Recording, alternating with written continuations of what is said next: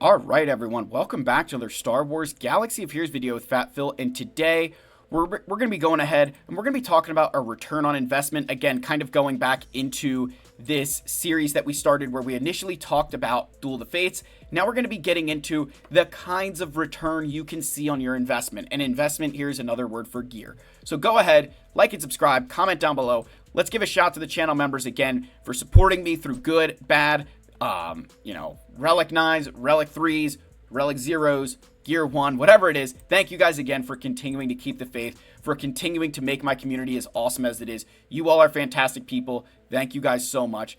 You all are fantastic, whether you are on the council, a Wampa, or a Jedi Master. So let's get into our video and let's talk about ROI.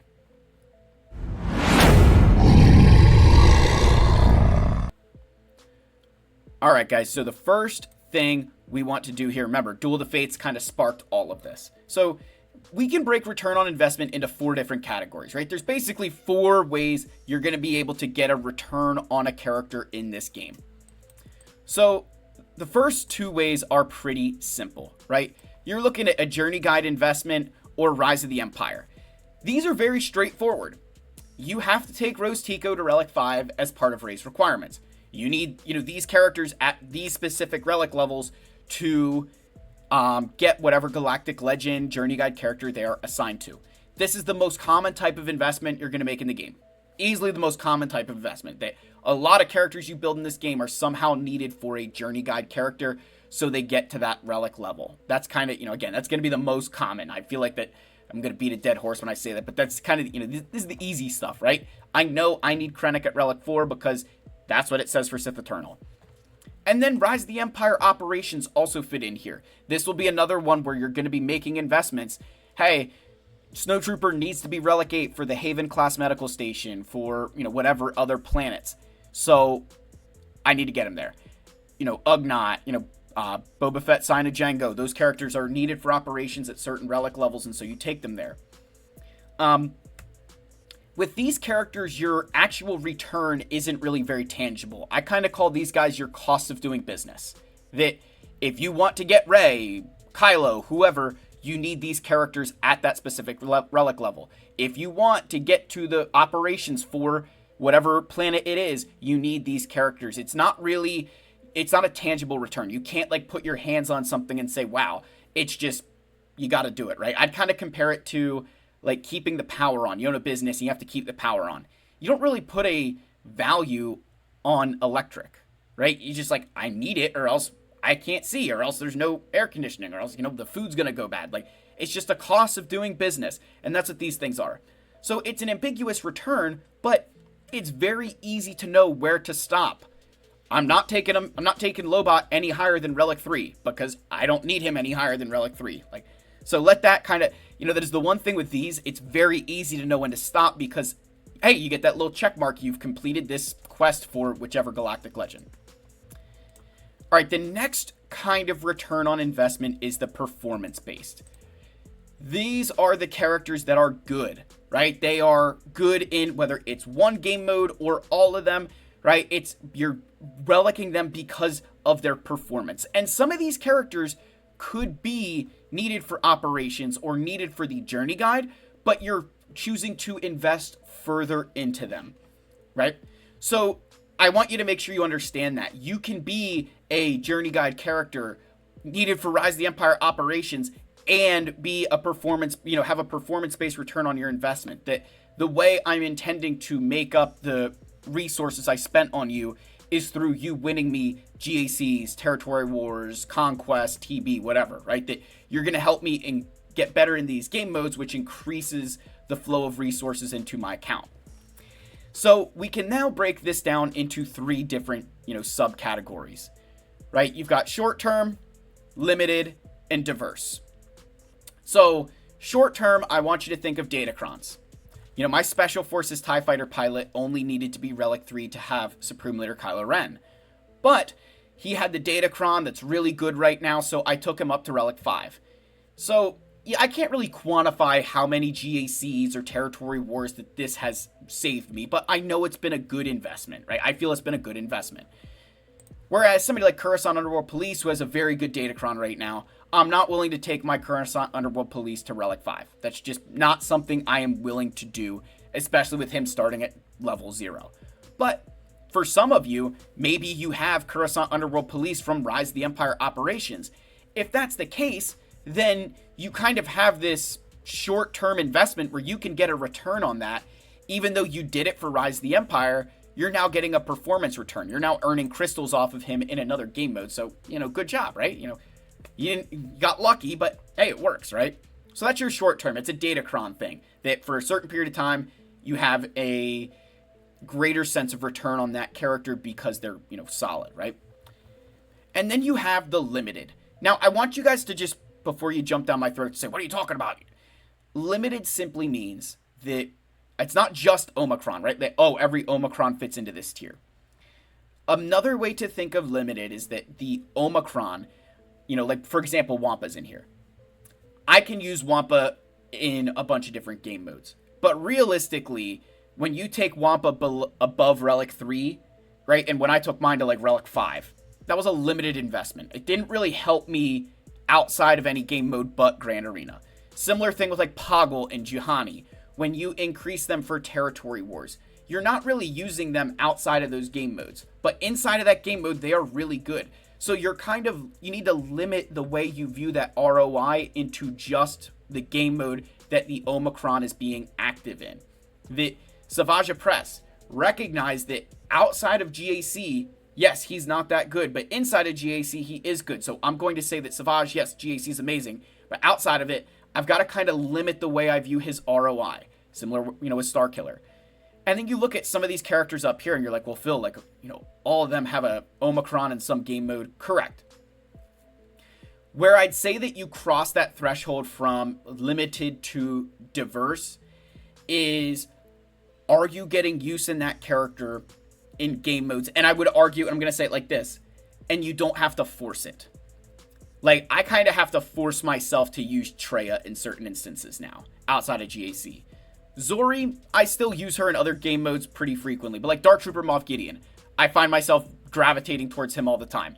Darth Bane, Admiral Trench are both characters that I get a lot of use out of in other game modes. So they kind of fit more into the diverse category, which diverse is, hey, you're not just limited to one specific game mode. And down here, it's, hey, these characters maybe don't have Omicrons, but they're good everywhere, or they're like Reva, where, they're good everywhere. So an Omicron doesn't automatically put you into the limited category.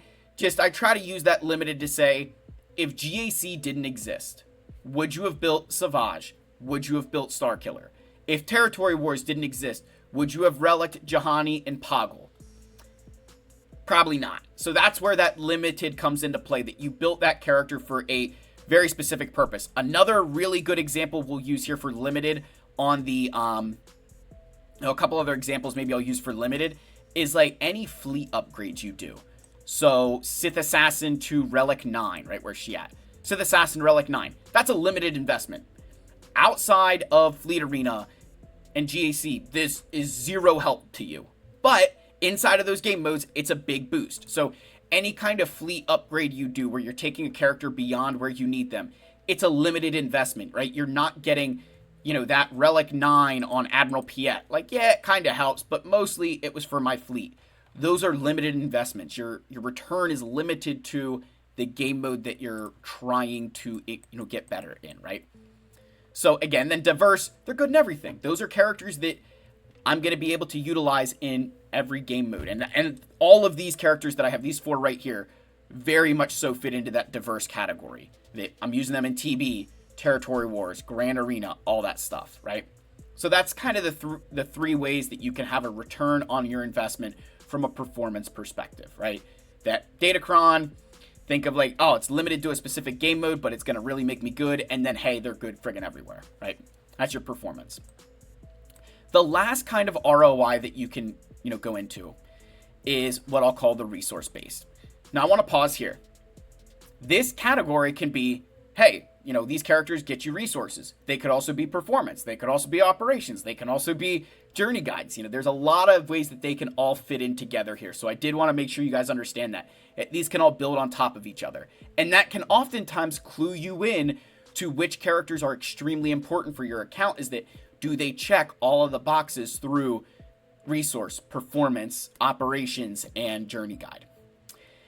Another thing to note with resource and performance-based ROI before I explain the types of resource.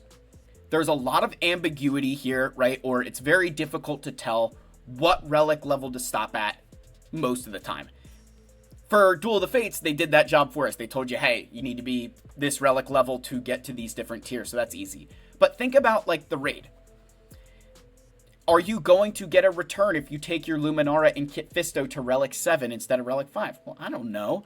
What about your Gungans? If you take them to Relic 9, you're going to score more points in the raid, but you might not be able to tell, is that actually netting me a lot more resources, right? So, same thing with the performance base. Do you actually need a Relic 9 Riva, or is Relic 7 enough for you? Is your Star Killer at Relic 7 doing enough that you don't need to take him further, right? These two tiers, that's very prevalent, that depending on the level of investment, you overdo it and you might not see that return as much. So in the resource base, you have two categories, the short term and long term.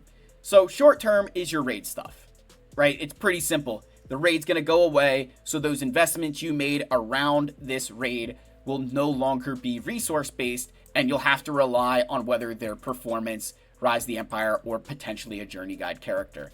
So that's kind of your short-term investment for resources. It's something that, hey, I'm building these because I need them for the raid right now, knowing in 6 to 9 months they're no longer going to be useful in that regard. A long-term investment is something where, hey, from now, from the time I unlock them until they shut this game off, I'm going to get a return on these guys in some way, shape, or form. Now, a lot of you are going to sit here and say, well, Phil, what about like limited? Like, isn't that a thing? All resource-based ROI is limited. That I don't get resources in every game mode because of Dark Trooper. But I can tell you that I got to challenge tier 3 of the Rebel Roundup and Empire one for Dark Trooper. Jabba the Hutt, I was able to get to Smuggler's Run 2, right? Because of, Jabba. The Zepho, Mandalore for Bo-Katan and Jedi Knight Cal Kestis. Like, I can, I'm going to be earning those rewards from now until the end, right? So you can very easily develop, hey, this is exactly what I'm going to get for having these characters. Like Egnard showed with his math on Duel of the Fates that it's going to take you X amount of time to earn back those resources. So in this resource-based ROI, it's very easy to tangibly see what you're going to get from that character, right? That by doing this, I'm going to earn these rewards. The one thing I want to mention here that you need to be really careful of is, number one, obviously don't overdo it with your relics. Don't go take your Dark Trooper to Relic 7 and justify it with the assault battle. Like, you don't need that. But sticking with that assault battle theme, I have so many players sit there and tell me, oh, get a full team to Relic so you can beat the assault battle.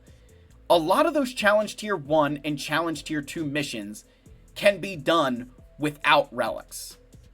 So if you can do those without relics, the amount of resources that you can save is insane, because it takes years to make back the relics that you spend for assault battles. And if you're spending anything more than Relic 6s, you'll never make it back. Like, I don't know that everybody fully comprehends that, but you do not earn Zimbadal cards from assault battles, right? You don't earn Zimbadal cards. You don't earn that Relic 7 piece, right? You don't get these from assault battles. You get Erodium Heat Sinks, you get the Electrum Conductors and below, but you don't get the Zimbadal cards.